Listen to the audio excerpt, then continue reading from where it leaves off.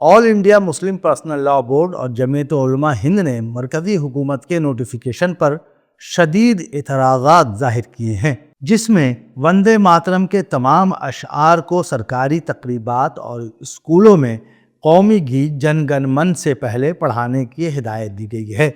دونوں تنظیموں نے اسے غیر آئینی، مذہبی آزادی کے منافی اور مسلمانوں کے عقیدے سے متصادم قرار دیا ہے۔ بورڈ کے جنرل سیکرٹری مولانا محمد فضل الرحیم مجددی نے پریس بیان میں کہا کہ یہ فیصلہ نہ صرف دستوری اصولوں کے خلاف ہے بلکہ سیکولر اقدار اور عدالت عظمیٰ کے سابقہ فیصلوں کے بھی منافی ہے۔ مسلمانوں کے لیے یہ ہرگز قابل قبول نہیں۔ مولانا نے مزید کہا کہ وندے ماترم کے صرف 2 بند ہی پڑھنے کا فیصلہ ربندر ناتھ ٹیگور کے مشورے اور کانسٹیٹیوئنٹ اسمبلی کے مباحث کے بعد طے پایا تھا۔ انہوں نے وعدہ کیا کہ ایک سیکولر حکومت کسی ایک مذہب کے عقائد کو جبراً دوسروں پر مسلط نہیں کر سکتی۔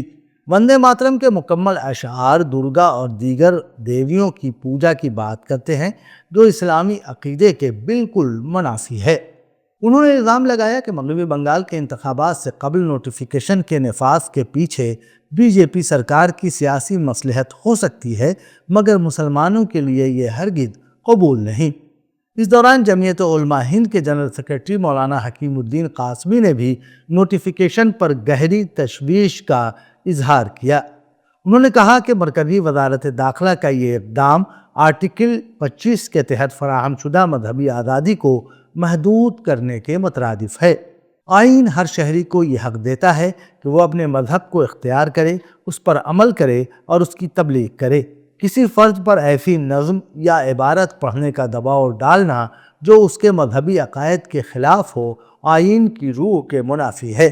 مولانا قاسمی نے وندے ماترم کے مکمل متن خصوصاً 4 اور 5 بندوں میں بت پوجا اور ہندو دیوتاؤں کے حوالہ جات کی طرف اشارہ کرتے ہوئے کہا کہ اسلامی عقیدہ توحید کے تحت مسلمان صرف اللہ کی عبادت کرتا ہے اور کسی اور کو تقدیس یا پوجا کے لیے پیش نہیں کر سکتا۔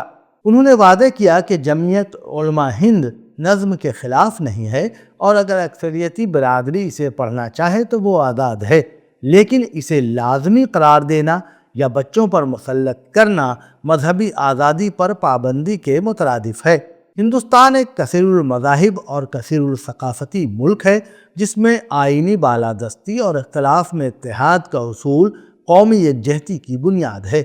ایسا کوئی اقدام جو اس بنیاد کو کمزور کرے ملک کے مفاد میں نہیں۔ مولانا قاسمی نے حکومت سے مطالبہ کیا کہ نوٹیفیکیشن کو آئینی دفعات، عدالتی نظائر اور ملک کی متنوع سماجی حقیقت کے پیش نظر دوبارہ دیکھا جائے تاکہ مذہبی آزادی، آئینی وقار اور سماجی ہم آہنگی برقرار رہے۔